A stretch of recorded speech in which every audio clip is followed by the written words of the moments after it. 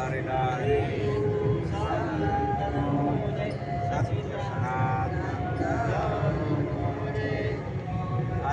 ચૈત્ર સુદના જગતની હનુમાન જયંતિ છે. આપણે તો સદગુરુની જયંતિ છે.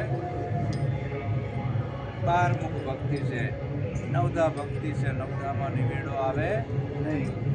હનુમાન એટલે કોણ? આપણું મન.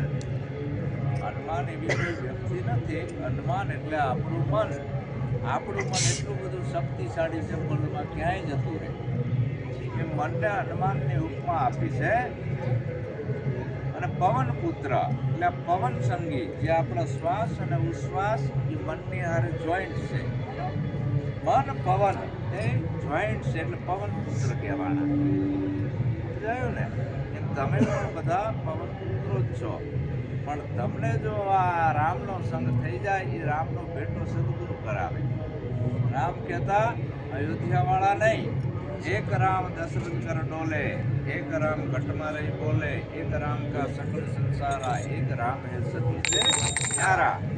માયાવી રામ દશરથ કર ડોલે, નામ રૂપ ગુણ વારો, આજો થાય માજો થાય જન્મે અને મરી જાય.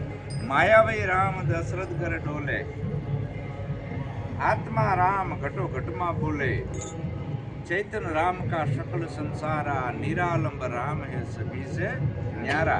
ये चौथो राम છે, નિરાલંબ રામ, કે જે આવતો નથી, જતો નથી, જન્મતો નથી, મરતો નથી, અને જેની સત્તા વડે આખી સૃષ્ટિ ચાલી રહી છે. આખો અખિલ બ્રહ્માંડમાં એક તું શ્રી હરિ, નિરાલંબ, એનો કોઈ કારણે નાશ નથી. સદગુરુ મહારાજ તમારી સુરતાનું કનેક્શન ન્યા કરી નાખે છે. એટલે આ ભગત કેને બનવાનું આવ્યું? મનને ને, આ સ્તનને નહીં. આ મન છે, હનુમાન છે, એનો એ તમારા પોતાના આત્મ સ્વરૂપ સંગી, આત્મસંગી સદગુરુએ બનાવી દીધું, તો એ ભક્ત બની ગયો. સમજાણી વાત આખી. નકા મન એવું ભૂત છે ને, ક્યાંયનું ક્યાંય જતું રહે, તમને ખાડામાં નાખી દે.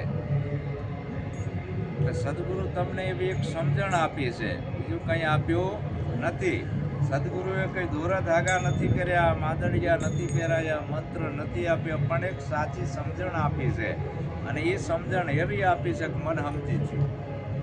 અને નિરાંત બાપુએ પણ કીધું કે મન સમજાવે ઈ નર મોટા, બીજા નહીં. મન સમજાવે ઈ નર મોટા, સ્થિરતા પદમાં ધર્યા. આપણને સ્થિર પદની પ્રાપ્તિ કરાવી દીધી. હવે મન ઉછળકૂદ થાય નહીં, નક્કીપણું કરાવી દીધું. જો નક્કીપણું ના થાય અને મનમાં જો સમજણ ના આવે, તો મન આપણા ક્યાંય 84માં લઈ જાય. મનવો જાણે અમે સારા કામ કરશું, ઉલટાનો થયો ઉથાપ મન સમજ્યા. એટલે સમજાવવાનું છે મનને.